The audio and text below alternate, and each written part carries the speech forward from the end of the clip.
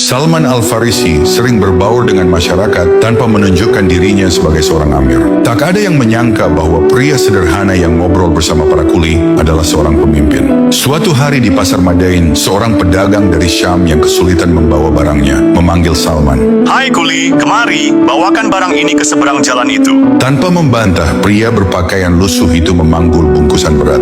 Di tengah perjalanan, seseorang yang mengenali Salman berkata dengan penuh hormat, "Wahai Amir, biarkan aku saja yang membawanya." Pedagang itu terkejut dan bertanya, "Siapakah dia? Mengapa seorang kuli kau panggil Amir?" "Dia Salman Al-Farisi, gubernur kami." Pedagang itu gemetar dan berkata, "Maafkan saya tuan, turunkanlah barangnya, biar saya bawa sendiri." dengan tenang Salman berkata, "Aku sudah menyanggupi tugas ini dan aku akan menyelesaikannya." Pedagang itu hanya terdiam, kagum akan kerendahan hati seorang gubernur.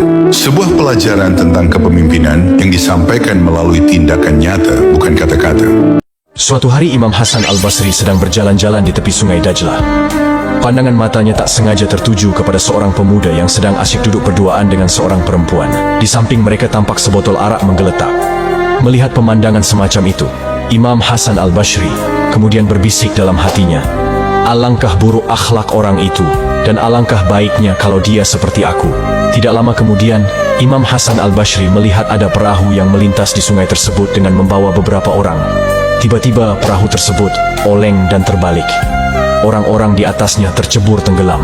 Lelaki yang duduk di tepi sungai tadi segera bangkit dan terjun ke sungai untuk menolong para penumpang yang hampir tewas tenggelam. 6 dari 7 penumpang berhasil ia diselamatkan. Sesaat kemudian, sambil mencari posisi orang ketujuh, ia berpaling ke arah Imam Hasan Al-Basri dan berkata, "Jika engkau memang lebih mulia daripada saya, maka dengan nama Allah, selamatkan seorang lagi yang belum sempat saya tolong." Imam Hasan Al-Basri terdiam mendengarkan sindiran laki-laki tersebut.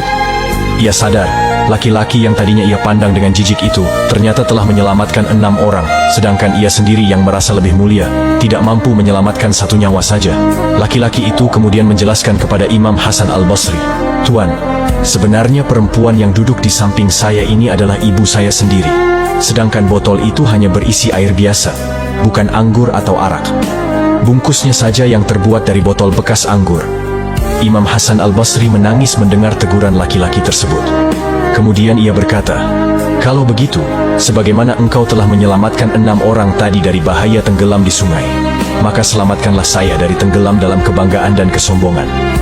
Dalam kisah tersebut masuk satu analogi, bahwa orang yang dianggap pezina dan pemabuk ternyata mampu menyelamatkan nyawa 6 orang sekaligus. Sementara ia yang merasa mulia, menyelamatkan seorang saja tidak berdaya. Puasa tidak hanya menahan diri dari lapar haus semata, namun juga menjaga anggota badan, hati dan pikiran dari segala laku perbuatan berdosa. Menjalani Ramadan dan menjaga kualitas puasa di zaman seperti sekarang memang bukan perkara mudah, namun tentu saja itu jangan menjadi alasan untuk menjalani puasa, sekedar pengugur kewajiban belaka, kering tanpa hikmah.